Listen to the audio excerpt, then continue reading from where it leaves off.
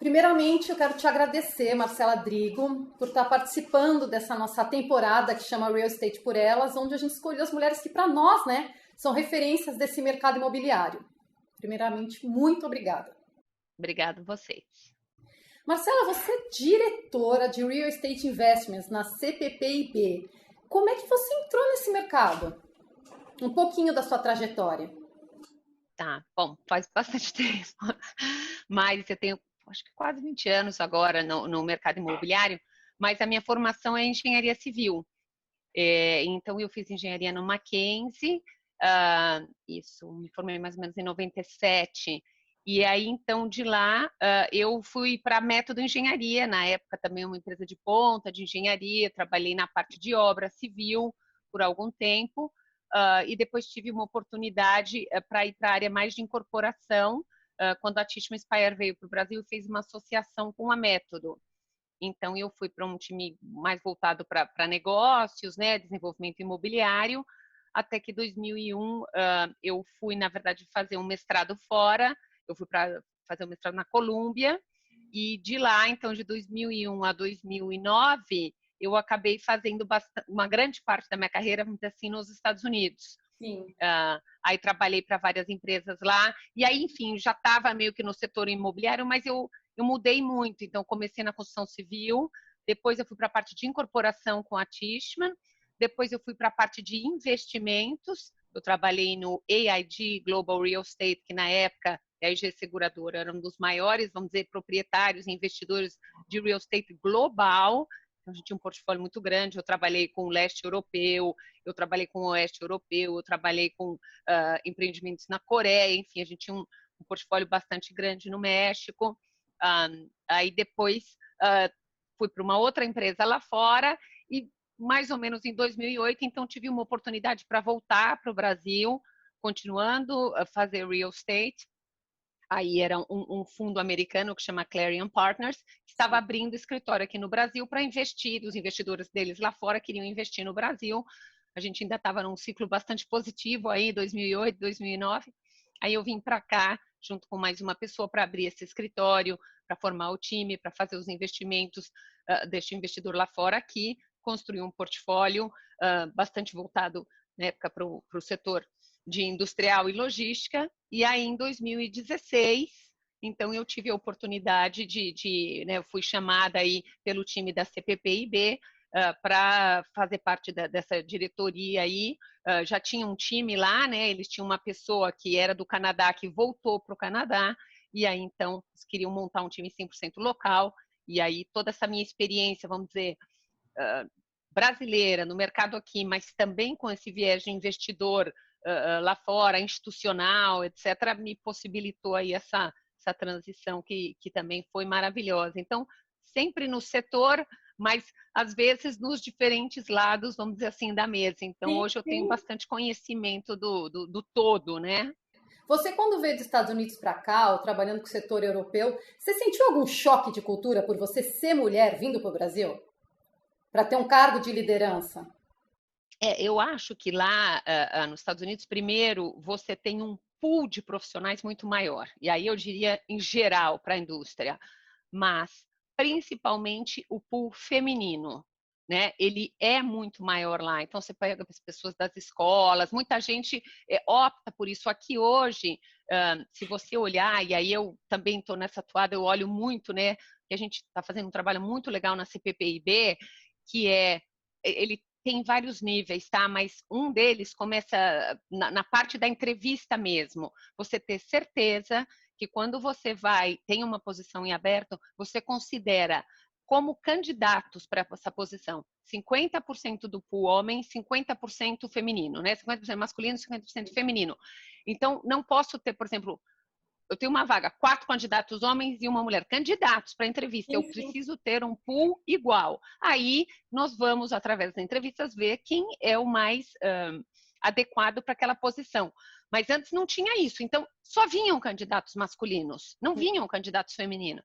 Aí conversamos com o RH, eu falei, eu preciso do mesmo número de candidatos, você se vire, você vai ter que achar candidatas né, do mundo feminino. Agora, é um desafio enorme. Sim. É muito maior do que lá. Então, Nós temos um time hoje, ele é bem maior, né, nos Estados Unidos, eu estou dando o exemplo da minha própria empresa, aonde ele é composto por muito mais mulheres. Por quê? Porque eu tenho muito mais candidatos que até se interessam. Então, eu acho que é uma composição um pouquinho dos dois, né? Muitas vezes já é um time masculino que dá preferência para aquele que é igual a ele, que se espelha a ele em comportamento, em conversas e etc. E também o mercado, ele não é realmente, muitas não chama tanto a atenção do público feminino, mas eu acho que isso tem aumentado sim. E eu vejo que tanto as empresas quanto as mulheres que estão nesse mercado estão dando muito mais chances para outras mulheres que tenham interesse fazerem parte desse mercado também. Muito bacana. Então, é uma filosofia da empresa fazer isso. Metade homem, metade mulher. Incrível isso. Isso, como candidatos, mas tem uma série de outras filosofias da empresa que depois também tem a ver com promoção, sim, mulheres em posições de senior management e mulheres em board também, né? Assentos em conselho. Então, é um trabalho na empresa como um todo, onde a gente está fazendo em todos os níveis da escala, ter certeza que a gente tem um goal da empresa de aumentar as porcentagens de mulher para ter um nível igual de homem, porque no fim todo mundo vê que essa complementariedade de ideias e gêneros trazem realmente uma composição mais rica para a empresa em geral. Você falou composição mais rica. Você acha que a mulher tem um lado mais humano desse setor? Uma coisa mais humanizada, mais próxima? Mas também é tão... Eu assim, vejo até por mim, né, a discussão, às vezes tal, passa por ponto de vista, passa por passa até por gostos pessoais, passa por criatividade. Eu acho que essa complementariedade ela é importante, porque muitas vezes é aquilo mais do mesmo, né? Porque os homens tendem a pensar igual, se é da mesma idade mais ainda, quer dizer, então você tem que ir misturando isso para surgirem novas ideias, para ter essa criatividade. Acho que a questão da negociação, muitas vezes eu estou numa sala que eu olho para o lado e só tem homem. Então, assim, hoje eu já estou confortável, mas eu sempre olho e falo, puxa, como eu gostaria que tivesse mais mulheres nessa sala, sabe? Então, é uma questão assim que você está sempre... Ainda falta muito, mas sim, acho que todos temos que fazer a nossa parte, mas...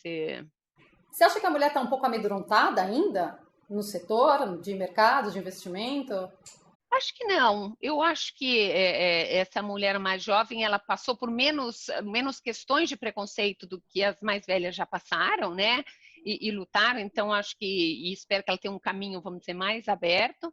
Eu acho que é um pouco de interesse até na indústria, né? Às vezes tem outras indústrias aí que o pessoal prefere, mas real estate, quer dizer, sempre foi uma indústria que acho que sempre caminhou bem, pelo menos no Brasil, assim, sempre teve, mas era antes, né? Tinham empresas que eram formadas por famílias, que tinham muito dinheiro, as próprias pessoas da família trabalhavam lá. Agora você tem uma profissionalização do setor muito maior. Então, eu acredito que tem mais, sim, oportunidade para as mulheres. Mas eu acho que às vezes é um pouco o olho do entrevistador que acaba... Primeiro, ele se contenta com um pool que ele já é maior masculino, então ele vai ter né? Na consideração dele, ele vai ter mais homem do que mulher. E segundo, às vezes, aquela questão do bias do entrevistador, né? Então, ele engaja, às vezes, numa conversa, tem uma empatia com alguém que é parecido com ele, ou pensa parecido, e acaba achando que isso vai dar mais certo no longo prazo, e esquece dessa outra, né? Que não necessariamente se precisa pensar parecido para ter as melhores composições aí para o negócio. A CPP está em 55 países. Você sente que isso é uma visão também fora do Brasil? Olha, eu acho menos em alguns lugares, né? Como eu te falei, tanto Europa quanto Estados Unidos, eu acho que você vê muito mais essa igualdade de gêneros, porque essa luta ela é muito mais antiga. Eu diria que, por exemplo, na Ásia não é assim, tá? Mas na empresa que eu estou, sim. ela, em todas as regiões, tem as mesmas oportunidades, porque esse conceito que eu te falei, ele é válido globalmente. Mas se você olhar as culturas, eu acho que tem países que estão bem melhores do que os outros. E eu diria que talvez a Europa e os Estados Unidos estão bem mais avançados do que a gente. Eu vou falar um pouco da CPPIB, né? Vocês fizeram o primeiro fundo em 2001 e foram logo reconhecidos, né, pelo Banco Mundial como um exemplo a seguir para todos os outros. Qual que é o segredo da empresa? Que você está tanto tempo na empresa, o que você sente como segredo da empresa para ser assim? Puxa, tem tanta questão da CPPIB boa que é até difícil de te dizer, mas a primeira coisa da CPP são os valores, eu acho. E aí os valores da empresa, que é transparência, partnership, né, esse conceito de parceria com o investidor, essa questão de investimento em longo prazo e essa cultura forte que é impressionante, assim, o perfil das pessoas é muito parecido, se encaixa muito nessa questão de valores. Então, eu acho que isso fez com que a CPPIB sempre trabalhando para ser o melhor e entregar o melhor em termos de parceria, em termos de retorno, performance, modernização. Uma empresa está sempre olhando para novos caminhos, como fazer melhor, o que incorporar, parte de recursos humanos, quer dizer, tem uma parte muito humana também nessa pandemia toda sobre Covid, o suporte que a empresa dá para o funcionário, é assim, nunca visto assim na minha experiência, não que a gente já passou por isso, mas o tipo de apoio que a empresa dá, então cria realmente esse, né, tem uma troca que as pessoas querem ficar na empresa, porque também tem uma troca muito rica com outros profissionais também, mas eu diria que os valores são o que mais distinguem a CPPIB, no sentido de transparência, cultura e parceria mesmo. Você falou da pandemia, né? Quais os segmentos que você acha que no momento têm se revelado mais atrativos? De real estate, né? Você está falando? Bom, de real estate, nós temos, só para dar um passo para trás, a gente tem mais ou menos hoje 1,5 bi de dólares canadenses, tá? Investido aqui no Brasil, dá mais ou menos um bi pouquinho de dólar. E a gente tem exposição a vários setores. A gente tem exposição ao setor de logística, a gente tem escritório, shoppings, e agora estamos iniciando um portfólio junto com a Cirela de residencial para renda, tá? Ao invés de para venda.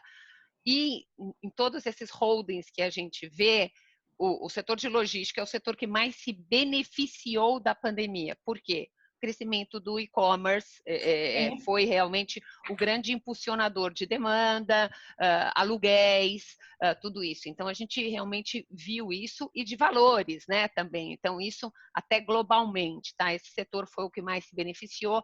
Globalmente também tem data centers. Nós aqui no Brasil não temos data center, mas também é um setor que se beneficiou muito com a pandemia.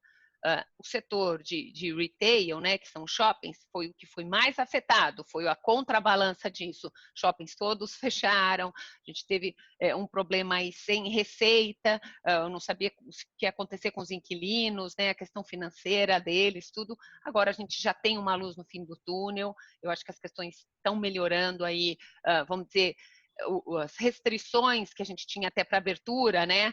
Agora está cada vez mais melhorando. O Nordeste, o Norte do Brasil, trabalhando melhor do que o Sudeste, porque eles relaxaram as restrições antes do Sudeste. Então, aqui São Paulo, por exemplo, foi uma das cidades que mais teve restrição de operação. Então, os shoppings abertos por poucas horas, isso fez com que tivesse um impacto enorme nas vendas. Mas a gente acredita que o setor ele não tem um problema estrutural, mas sim um problema cíclico de Covid. A questão do escritório, eu diria que ela foi impactada de alguma forma, que as pessoas, vamos dizer, ficaram trabalhando de casa, a gente teve algumas questões de desconto, tudo, mas isso já está, vamos dizer, mais ou menos de volta aí, apesar que nem todo mundo está no escritório, mas as corporações estão disponibilizando o escritório caso as pessoas queiram ir. Então, a gente não tem nenhum problema no portfólio aí, nem de vacância e nem para coletar os aluguéis.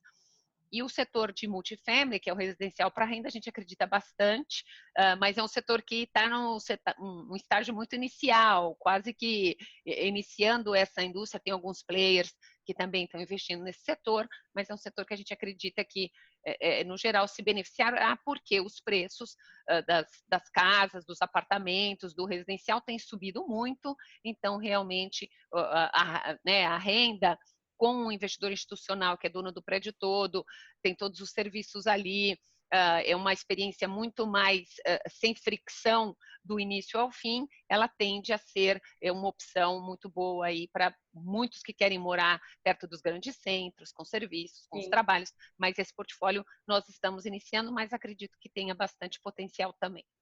Você falou 3 coisas: futuro, valores e Brasil. E vocês colocam que vão ter $1 trilhão até 2032. Quanto disso vem para o Brasil, dessa receita?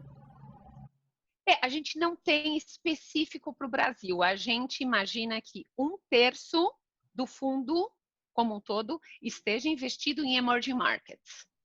Aí, emerging markets, nós estamos falando China, Índia e Brasil. São os 3 emerging markets onde o fundo investe. Então, depende do tamanho das oportunidades. Então, acho que todos aí têm bastante espaço. É claro que a China é muito maior, né, no sentido de oportunidades, cidades e tudo, mas tanto Índia como o Brasil, a gente acredita que tenha bastante oportunidade. E eu estou falando do Brasil, mas, na verdade, é América Latina. Tá? Porque a gente tem, por exemplo, infraestrutura, a gente tem toda a parte de equities, investment, private equity, etc., que aí tem uma alocação de América Latina. O nosso mandato de real estate também é América Latina, mas hoje nós ainda estamos investindo no Brasil, enxergamos oportunidade do Brasil, estamos olhando outros mercados, mas por enquanto em real estate só estamos no Brasil. Mas 30% do fundo para emerging markets, e daí vai ser quem tiver melhores deals, vamos dizer, não vai ter limitação de capital para isso. Bom, agora vamos deixar a CVP para lá para a gente finalizar, que eu também não quero ocupar muito seu tempo. Como é que você, Marcela, se vê no futuro inserida nesse mercado?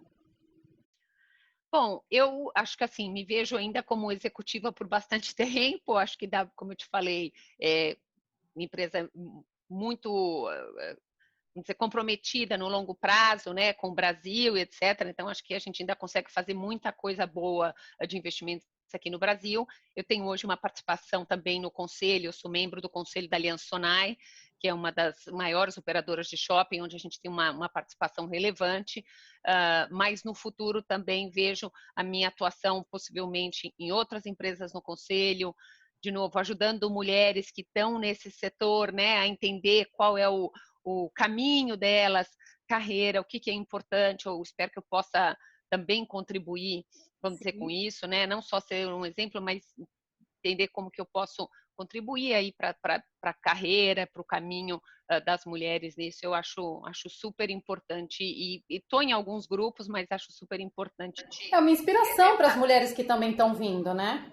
Exato, tá muito perto, né, dessas pessoas para poder qualquer tipo de aconselhamento, etc., tá disponível para isso. Marcela, obrigada. Você é uma das pessoas que, para nós, realmente é uma referência nesse mercado e a gente queria muito bater esse papo contigo. Só tenho que te agradecer por ter aceitado. Não, obrigado vocês. E aí depois você me avisa, então, quando sair tudo, para a gente poder ver e divulgar aí o trabalho de vocês, que é muito bacana dar um destaque para as mulheres nessa indústria. Eu acho que o nosso papel é esse mesmo. Trazer mais desse público que a gente sabe que as mulheres trazem esse diferencial, soluções criativas, e espero que possamos ser cada vez mais, né, na indústria. Querida, super obrigada e muito sucesso para você sempre. Obrigada, você também. Muito obrigada. Um abraço para você.